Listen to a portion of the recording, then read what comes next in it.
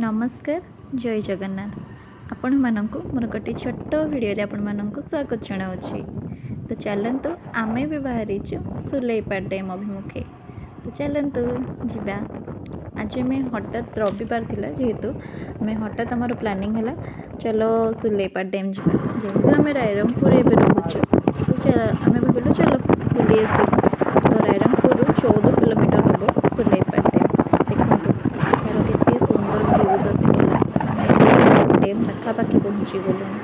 ए just एटू half kilometre पर एवं सुलेपाट dam आसी जोटा कि खड़ खाई बंध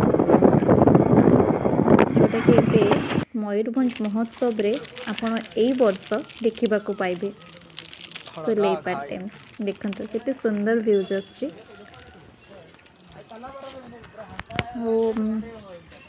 डैम रो तल तल पाखरे देखते गोटे छोट मिनी पार्क है बहुत सुंदर जोटि कि आपण माने पिकनिक मु कहबी बेस्ट प्लेस। ए वर्ष आपण निहाती आसंतु बहुत सुंदर आपन को लागिबो। आ जगह लोकेशन सीनरी बहुत सुंदर। आपण माने निश्चय भाव में आसंतु देखंतु केते सुंदर हेछि बंधटी।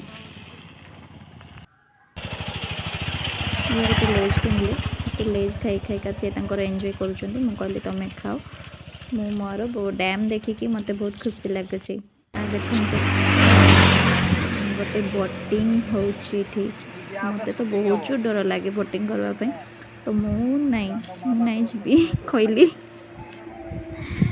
तो आपण मैंने भी आसतु आपण बोटिंग मजा भी नियंतु। देखु ये सब ने आसिले ये बनभोजी करेंगे। देखते केते सुंदर सबुतर व्यवस्था रही। पिंडी दि जाइए जोटा कि तो पैसा किसी नौना टिकट भी किसी नौना। देखो पानी व्यवस्था भी रही।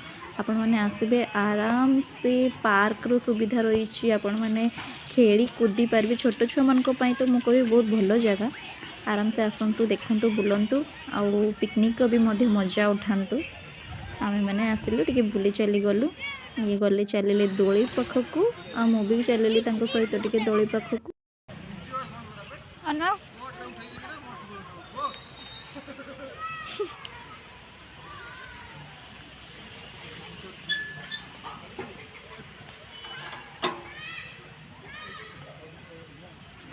मु भी टे दली झुलिकी एवं आम बाहर घर को जावाई।